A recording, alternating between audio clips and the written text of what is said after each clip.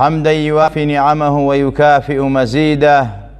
يا ربنا لك الحمد كما ينبغي لجلال وجهك ولعظيم سلطانك. اللهم فصل وسلم وزد وبارك على منبع الأنوار سيدنا محمد الحبيب المختار، وعلى آله الأبرار وصحابته الأخيار، صلاة تحفظنا بها من شر الأشرار وكيد الفجار ومن فتن الليل والنهار. خوشكو برای ایمان دارم، السلام عليكم ورحمة الله وبركاته. لو زنجيرە وتارانەی کە باسی بە هیلاک بەرەکانی زبانمان ئەکرد بۆ ئینسان، کە زۆر جار ئینسان قوربانی دەستی زبانیەتی لە دنیا و لە قیامەتە، کە ڕوڕەشە و خەجاڵەتە و ماڵوێرانە بەهۆی زبانی وەیەتی. یەکێتر لەو تاوانانەی کەوا تاوانێکی قێزەونە و لە ناو موسڵمانانە بەڕاستی بووە بە عادەت و زۆر جار لە بابی سوعبەتیش بۆ خۆشکردنی مەجلیس و وەک مەزە بەکارهێنان بۆ پێکەنینی خەڵکی بەکاری دێنن لە ناو ڕەفیقی و برادەرانە، حتا لە ناو برا و خوشکەکانە، لە موجتەمە و کۆمەلگا عادەتێکی سەیئە. لوقمانی حەکیم ڕەزا و ڕەحمەتی خوای لەسەر بێ یەکێک لە فەرمانڕەوای سەردەمی خۆی پێی ئەڵێ حەیوانێک سەر ببڕە کام بەشەی قێزەون و خراپە ئەوم بۆ بێنە، ئەویش ئەڕوا حەیوانەکە سەر ئەبڕێ زبان و دڵەکەی بۆ ئەبا. کاتێکەوە فەرمانڕەوا ئەمە بەدەست لوقمانی حەکیمەوە ئەبینێ کە لە ناو خراپترینی بەشی حەیوانەکە زبان و دڵی دیاری کردو بۆی هێناوە و پێی فەرمووە ئەم دوو بەشەی ناو ئەم حەیوانە خراپترین بەشی جەستەی ئەو حەیوانەیە. فەرمانڕەوا لێ ئەپرسێ بۆ ئەم دوانە و دیاری کرد، بۆ شوێنی کەی و دیاری نەکرد، بۆ تەنها دڵی و زبانی ئەم حەیوانە قێزەونترین شوێنە و خراپترین شوێنە. لوقمانی حەکیم خاوەن حیکمەت فەرمووی فەرمانڕەوا ئەگەر ئینسان زبانی پارێزراو بوو و پاک بوو و دڵیشی پاک بوو هیچی تیا نەبوو، ئەوە بێگومان بە بەڕاستی لە دنیا و لە قیامەتە ئەهلی نەجاتە. چونکە زۆربەی خەڵکی گیرۆدەی دەستی زبانێتی، باجی دەستی زبانی ئەدا، و ئەوانەی کەوا بەڕاستی لە کۆمەلگا قەتڵ و قیتال و شەڕ و ئاشوو و فیتنانێنەوە باجی حەسادەتی قەلب و دڵیانە، دڵپیسی و دڵبۆگەنیانە. جا خۆشەویستان، ئەو تاوانە قێزەونە جوێندانە، یعنی جوێندان ئەمڕۆ بۆ بە مۆدیل، بۆ بە ڕۆشنبیری، بۆ بە سەقافەت کە خەڵکی جوێن ئەدا بە یەکتری و پێش ئەکەن بەدەم یەکتریەوە. ئیتر ئەوە جوێندانی تر لە بابی شەڕ و ئاشوب و فیتنا، ئەمە شتێکە واقعی ئەو هەیە و ئینکاری ناکرێ. بەڵام ئەمەی کەوا لە بابی سوعبەت و لە بابی مەزاح و تەفریعی مەجلیس و خۆش مەجلیسکردن، ئەمەی زۆر بووە کە نیشانەی ئاخر زەمانە پێغەمبەری خوا فەرمێ صلی الله علیه وسلم. بۆیە زبان یەکێک لە تاوانەکانی جوێندانە، فەحش و تەفەحوشە، یعنی قسەی ناشرین یان قەولی ناشرین یان ئاکاری ناشرین یان تەکەلوفکردن لە خۆت بۆ ئاکاری ناشرین و قسەی ناشرین و جوێندان. خوای تەبارەک و تەعالا پێمان ئەفەرمێت ولا تسبوا الذين يدعون من دون الله فيسبوا الله عدوا بغير علم. حتى خوای تبارك وتعالى وائما پروردەکە ئومەتی ڕەسوولی ئەکرەم صلی الله عليه وسلم کە دەممان لەسەر جوێنڕانەیە ئەفەرمێ ئێوە جوێن بە مشریکانیش مەدەن، ئەوانەی کەوا هاوار لە غەیری خواکەن و مشریکن و بتپەرسن و تاغوت پەرسن، ئێوە جوێنیان پێ مەدەن، ئێوە قسەیان پێ مەڵێن، چونکە ئەگەر قسەتان پێوتن ئەوانی قسە بە ذاتی ئەڵڵا ئەڵێن بەبێ عیلم و بێ شارەزا، چونکە هەموو فی ئەو تاقم و کۆمەڵێک ئەو توقوسانەکەوا عیبادەتی بووەکە، ئەو معبودە کە هەیەی لای مقدسە کە تۆ جوێنی پێ بدەی ئیهانەی پێ بکەی، ئەوی ئیهانە بە مقدساتی تۆەکە. بۆیە خوای تەبارەک وتەعالا پێمان ئەفەرمێت ئێوە ئیهانە بە مقدساتی هیچ گەل و هیچ میلەتێک مەکەن، بۆی کەوا ئیهانە بە مقدساتی ئێوە نەکەن، گوێن بە خواتان نەدەن کە گوێنیاندا بە سەبەبی ئێوە تاوانبارن. کەواتە یەکێک لەوانە گوێندانێت، خوا ئەمە گوێنی بە موشریک و کافر و ئەمانش مەدەن. و هەروەها پێغەمبەر فەرمێ صلی الله علیه وسلم لا تسبوا الشيطان فإنه يتغيظ ولكن تعوذوا بالله عز وجل من شره. پێغەمبەر فەرمێ صلی الله علیه وسلم بۆی کە دەمتان لەسەر گوێنڕانەیە ئومەتە نازارەکەی من، ئێوە گوێنی بە شەیطان مەدەن. ئەی چی بکەین؟ پێغەمبەری خوا ئەمە گوێن بە شەیطان مەدەن، بەڵام ئێوە کە گوێنتان بە شەیطاندا پێغەمبەر فەرمێ شەیطان خۆشحاڵەکەن. ئێوە گوێن بە شەیطان مەدەن، چونکە کە گوێنتان نەدا بە شەیطان شەیطان تووڕە ئەبێ، کە گوێنێدا بە شەیطان شەیطان خۆشحاڵە بێ، چونکە تۆ فێری ئوسلوبێکی خراپ و ناشرین ئەبیت. بۆیە گوێنی بە شەیطان دروست نییە. پێغەمبەر فەرمێ صلی الله علیه وسلم ئێوە هەوڵ بن پەنا بگرن بەخوا لە شەڕی شەیطان، بڵێن خوایە پەناگرین بە تۆ لە شەڕ و خراپەی شەیطان. ئەعوذ بالله من الشەیطان الرەجیم. نەک گوێنی پێ بدەیت، نەک قسەی پێ بڵێ. جا خۆشەویستان، ئێمە مسڵمانین، هەرچی عیباداتی ئێمەیە کە هاتووە بۆ بەرزی ئەخلاق و ڕەوشتە، کە تۆ فێری کا ببی بە ئینسانێک کە نمونە بێ، وەک فریشتە تەسەڕوف بکەی، وەک پێغەمبەر ئاسا تەسەڕوف بکەی. خوا فەرمێ لە قورئانە لەبارەی نوێژۆ کە من و تۆیکین إن الصلاة تنهى عن الفحشاء والمنكر. نوێژ ئەو نوێژەیە بەڕاستی قەدەغەت بکە لە گوتاری خراپ، لە قسەوتن، لە ئاکاری خراپ، لە قەول و فعلی خراپ، لە کاری ناشرین. کەواتە تۆ سەیری خۆت بکە، هەموو کەسە پێویستە محاسبەی خۆی بکە، کردەوەکانی خۆی بە میزانی عەقڵی خۆی بیکێشێ، بزانە تا چەندێ قبوڵە پێش قیامەت، بزانە ئەم گوتانە تۆ ئەیکەی، ئەم قسانە تۆ ئەیڵێ، ئەم وشانە دەرەچێ لە دەمت، ئەم ئاکار و ڕەوشتانە ئایا بە میزانی نوێژ، بە ترازوی ڕۆژوو، بە ترازوی حەج ئایا ئەمانە قبوڵە؟ ئەگەر قبوڵ بوو معنای وا عیبادەت قبوڵە، ئەگەر قبوڵ نەبوو معنایە تۆ ماندووبوون و پێ بڕێ کە نوێژ و حەج و زەکات و سەرفترە و ڕۆژوەکەت لە گوناه نەیگەڕاندوێتەوە. مسلمانان زۆرێکیان گوێن فرۆشن، زۆرێکیان دەمپیسن بەڕاستی بەرامبەر بە یەکتری، بەرامبەر بە خەڵکانی غەیرە مسلمان و مسلمانیش. خۆشەویستان، کەواتە نوێژەکەت کاتێک نوێژە خوا لێت قبوڵەکە فەوەیل للموسەلین نییە، ئەو نوێژە دەمتی تەسکیە کردبێ، ئاکار و ڕەوشت و گوتارتی تەسکیە و پاڵەفتە کردبێت. ئەبوو عەبدوڵڵای جەدەلی ئەفەرمێت سەئەلت عن أم المؤمنين عائشة، پرسیارم کرد لە دایکی ئیمانداران ڕەزا و ڕەحمەتی خوا لە خۆی و باوکی و هەموو سەحابەی پێغەمبەر بێ صلی الله عليه وسلم لەبارەی ئەخلاقی پێغەمبەری خواوە صلى الله عليه وسلم. سألت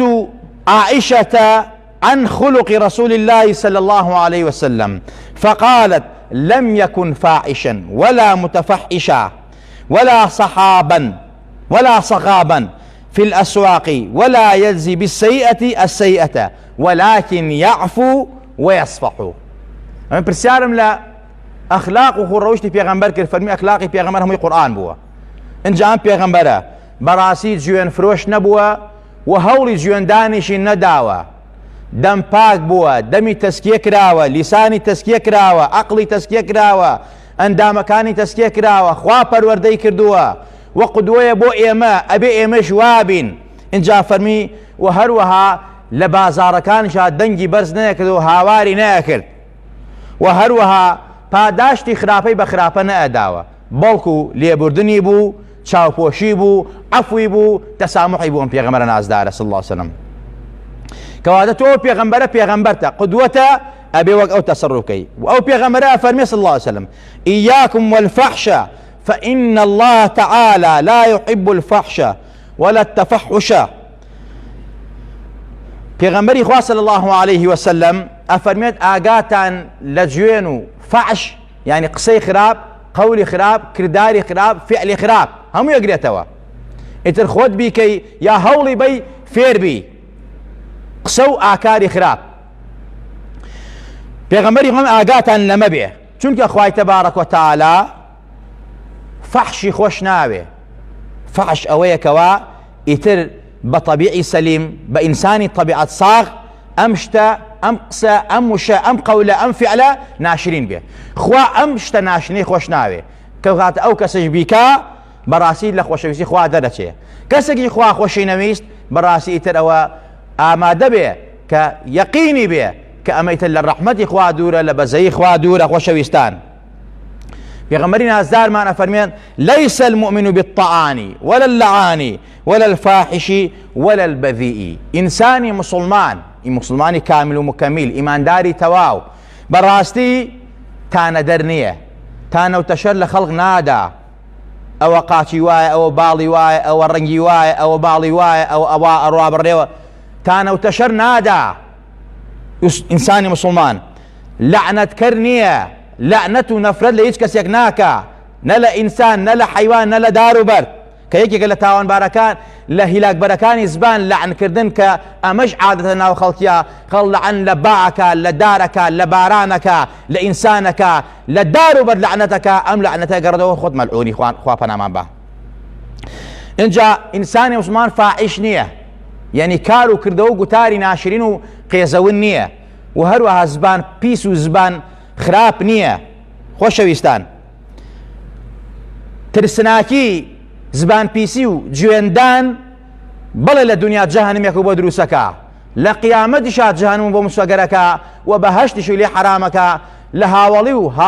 دۆستایەتی پێغەمبەر و هاوڵانی پێغەمبەری خوا و سالیحان و پیاوچاکانی بە دوور دەخات. پێغەمبەری خوا ئەفەرمێت الجەنەة حرام على كل فاحش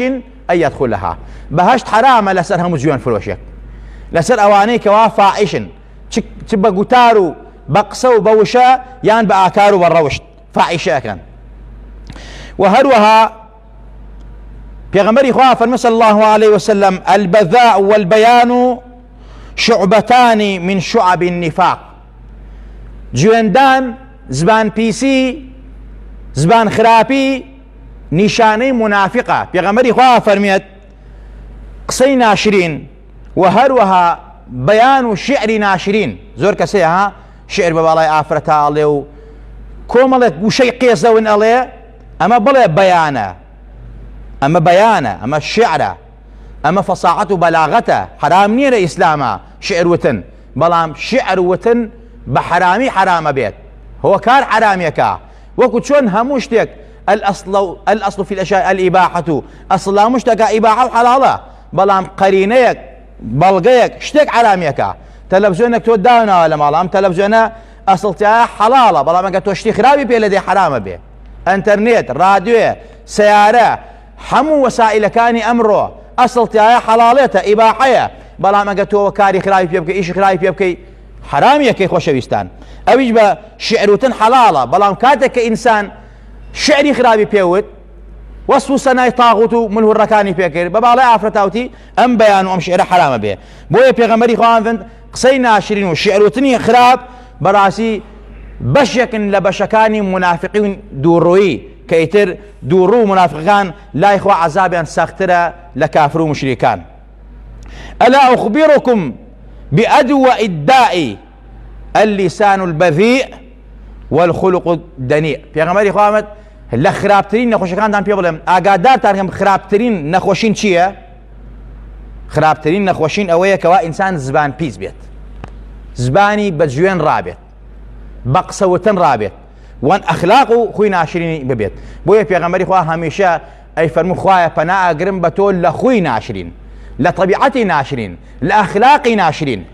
پێغەمبەری خوا صلی الله عليه وسلم هەموو جارێ ئەیفەرموو. و هەروەها پێغەمبەر ئەیفەرموو ئەوەتان زۆر نزیکن لە منەوە کە دەم پاک و ئەخلاق پاک بێ،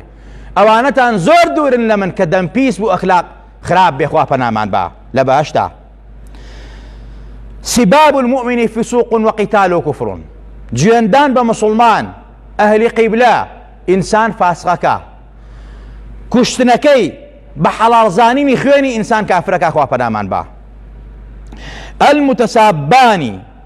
شيطانان يتكاذبان ويتهاتران. پێغەمبەری خوا فەرمێت بەڕاستی ئەو دوانە جوێن بە یەکتری ئەدەن کە بۆ یەکتری ئەسێننەوە جوێنی ڕقەم لەسەر ڕقەم تازە لەسەر تازە جوێنی وادرێ بە یەکتری تا ئیسە من و تۆ گوێمان لێ نەبووە ئەم دوانە کە جوێن بە یەکتری ئەدەن پێغەمبەری خوا بە دوو شەیطانی دەمهەراش و نەکبەت و بەدبەخت و درۆزن ناوی بردوون چونکە ئەم دوانە جوێن بە یەکتری ئەدەن بە باوک و دایکێترین بە دایک و خوشکی یەکتری ئەدەن ئەمە هەموو درۆ بوهتانیشە بەدەم یەکتری یەکەن بۆیە پێغەمبەری خوا ئەمە دوو شەیطانی تووڕە و ساختەچی و درۆزنن کە درۆی بەدەم یەکتری وەکە پێغەمبەری خوا فەرمێت جارێکیان پێغەمبەری خوا صلی الله علیه و سلم ناو سەحابە دانیشت بوو کابراکی دەشتێکی هاو دەستی کرد بە جوێندان بە حەزرەتی ئەبوبەکر سیدیق ڕەزا و ڕەحمەتی خوای لەسەر بێ حەزرەتی ئەبوبەکر سیدیق جوابی نەداوە زۆر جوێنی پێدا پێغەمبەری خوا مزیسی بەجێ نێشت تا ئەوەندە جوێنی بە حەزرەتی ئەبوبەکر دا ڕەزا و ڕەحمەتی خوای لەسەر بێ حەزرەتی ئەبوبەکر خۆی پێ ڕانەگیرا وەڵامی داوە پێغەمبەری خوا مزیسەکەی بەجێهێشت وتیان یا رەسوول الله حەزرەتی ئەبوبەکر ڕۆژ بە دوای پێغەمبەری خوا فەرمی یا رەسوول الله بۆ مجلیسەکە بەجێهێشت خو ئەو هەموو جوێنەی بە مندا من قسەم نەکرد لەم ئەخیرا قسەم کرد فەرمی تا تۆ جوێن نەدا فریشتەیەک لە جێی تۆ وەڵامی ئەوێ داوە دەمکوتیە کرد دوعای شەڕی بۆ کرد بەڵام کە تۆ جوێنەدا بەڕاستی بوون بە مقابل یەکتری چونکە پاداشتی خراوە بە خراپە نادرێتەوە ئەبوایە قسەت نەکردا ئەبوایە جوێن پێ نەدایە ئەمە ئیسلامە پەروەردەی ئیسلامە خۆشەویستان پەروەردەی پێغەمبەریانە صلی الله علیه وسلم بۆیە پێغەمبەر فەرمی صلی الله علیه وسلم یەکێک لە حەقی باوک و دایک لەسەر ئەولادیان لە پاش مردنیان ئەوەیە بەڕاستی ئەم ئەولاد و ماڵ و منداڵەی ئەم باوک و دایکە وەفاتیان کردووە کە حەق و مافی باوک و دایکیان لەسەر ماوە جوێن بە باوک و دایکیان نەدەن چونکە پێغەمبەری خوا من مەلعون من سەب ئەباه مەلعونە ئەو کەسەی کە جوێن بە باوک و دایکی خۆیەدا یا مەلعون من سەب والیدەیه مەلعونە نەفرەت لێکراوە ڕەفیقی شەیطانە ئەو کەسەی کە جوێن بە باوک و دایکێدا سەحابە وتیان یا رەسوڵ الله بۆ کەسێکەیە جوێن بە باوک و دایکی با پێغەمبەری خوا فەرمی بەڵێ فەرمووی يسب أبا الرجل فيسب الآخر أباه کاتێک کە پیاوێک جوێن بە باوکی پیاوێکەدا ژنێک جوێن بە دایک و باوکی پیاوێکەدا ژنێکی تر ئەدا کەسێک جوێن بە باوک و دایک کەسێکی ترەدا ئەو کەسەش ئاخریش لە مقابلە جوێن بە باوک و دایکی تۆدا ئەو کاتە بەڕاستی هەردوو لا تاوانبارن ئەم جوێندانە کە تۆ داکە بە باوکی ئەوژی بە باوکی داوە کەواتە تۆ جوێن و بە باوکی خۆت داوە بە دایکی خۆت داوە بە مردووی خۆت داوە کەواتە تۆ مەلعونی چونکە پێغەمبەری خوا فەرمی صلی الله علیه وسلم و حەقی باوکت نەداوە مافی باوکت پێشێل کردووە خۆشەویستان یا مافی دایکی پێشێل کردووە کەواتە جوێندان ئەوەنە خەتەرە بۆیە پێویستە ئێمەی مسلمان زبانمان لەسەر زیکر لەسەر یادی خوا لەسەر سڵاوات لەسەر پێغەمبەر تەرکەین واز لە جوێندان بێنین ئێستا هەموو لایەکمان ئەزانین لە مجتەمەعی ئێمە گەنجان سایقی سیارەکان دوکاندارەکان ڕێزمێ بۆ هەمووی بەڕاستی هەمووشمانە واقع ئەزانین مەرحەبایەکەیان جوێنە باوک و دایک و بە خوشک و دایک یەکتری یان بە یەکتری ئەمە بەڕاستی صیفەتی ئینسانی منافقە و صیفەتی کافرەکانە و پێغەمبەری خوا قیامەت دڵناسێ حتا ئومەتەکەم وای لێ نەیە جوێن بە یەکتری بن بە سوحبەتەوە و پێش بکەن بۆ یەکتری و بە شانازیش پێوەکەن وەکو ئەمڕۆ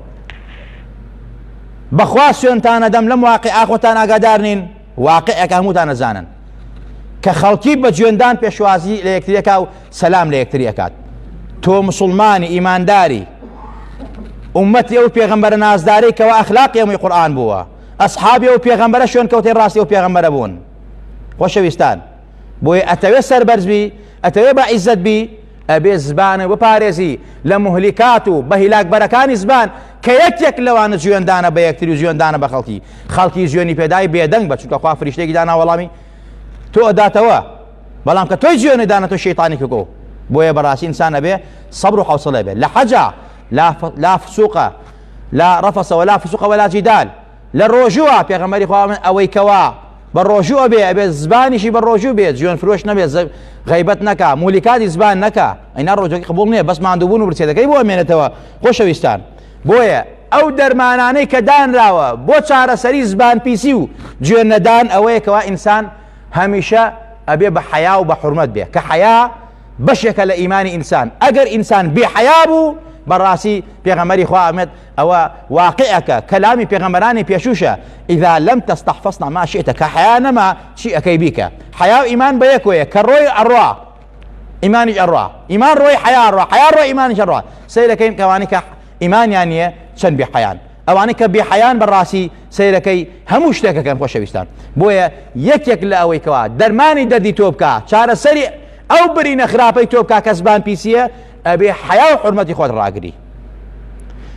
لە دنیا و لە قیامەتە الخەوف من الله لە خوا بترسە ئەم خوا بەسەر تۆیە هەموو وشەیەک ئەنووسێ ئاگای لێیە لە چاک و لە خراپ لە تۆ لە خوا بترسە کە لە خوا ترسای خوا بەڕەقیب زانی اتقوا الله حيثما كنتم او كاتب راسي اترسي جوان نادي لبر خاطري خوا نقله ترسي كابرا نقله ترسي كابرا لبر خوا انجا مجالسه الصالحين سيم درمان اويك رفيقي انساني خراب وجوان فروش نقي رفيقي بياو باشان چونك انسان بيغمري خوا لسر ديني برادركيتي او برادر چ دينكي بيتو او دينه هي بويا بزانك يا رفيقته كي هالسوكو دي شونه اگه كسيكي جوان فروش هالسوكو دي خراب بو توش رفيقي كرد دو قال دولك ياسنا خويك ياسنا بيسيك او كاتا توش شريكه بشي لقل او خوي او اغري اخلاقي او اغري وك او جوان فروش بي خوشويستان مجالي صالحينش بياو چاكاني كبركات لقسمتي انايا انسان لقسمتي انا براسي بدبخت نابه بيغمري خو احمد لا يشقى بهم جليسهم انسان براسي بالرفاقتي وان بدانشن قالوانا لدنيا ولا سربرز ابي بدبخت نابه بويا مجالي صالحين درمانك لو درمانانا بويا دائمو هميشه اهل عرفان وتصوف تاكيد لسر مرشدي كامل كانوا كانسان بالروح وبقلب لقلب ابي بويكوات شهر سري او برينانو او صفات قيزه وصفات رزلانه ك لا انسان براس انسان برو بدبختي ابات خوش ويستام يك لو شتانا اويك ذكر كردن لسر ذكري خوا يادي پیغمبر كتاب خوينوي باش خليكو بيك اما براسي زبان التربيه اترتو شهر سري ام جوان فروشي تو كات دمت باكات وزبان باكاتو خوشويستان وها چارەسەری پێنجەمیان ئەوەیە دەرمانی پێنجەمان بێدەنگ بوون الصمت مفتاح النجاة خوا لە هەموو لایەکمان ڕازی بێ خوا لە هەموو لایەکمان خۆش بێ خوا لە باوکو دایکمان ڕازی بێ خوا لە باوکو دایکمان خۆش بێ خوا زبان و دڵمان پاراوکە بيادي خود بزير خود بصلاوات بيغمبري نازداري خود صلى الله عليه وسلم يا ربي خوا عاقبت ما خير بيري خوا لسوء خاتمه لا ماندي خوا لم مستمعوا لو كم الغا هر فساد وهر فحش وتفحش خوا لسماني هلغرا خوا همان باشك اخلاق مان برسك لا اخلاقي خراب لا طبيعتي خراب لا سوء خلق بارزراو مانك يا ربي خوا يصلح حالي خمان وخانو ادو معلوم دال مانك يا ربي خوا بركات ورحمتي خود برشان وسر دلو درون معنا بسر معلوم من دال معنا بسر خاكولات ونشتمان معنا خيران ونارعتي برسيتي وقراني ما نسى هالقرا كار بدس يوات مان بو اصلاح اگر قابل اصلاح نين تاوان بارن خيانه كارن اليمان لولات مان لخلق مان لملت مان قوت مان ابرن نان مان ابرن خويا ليان قبول لك خويا عاليه صافي لا قارون فرعون شي لك روان لبك يا ربي خويا لا ابارينا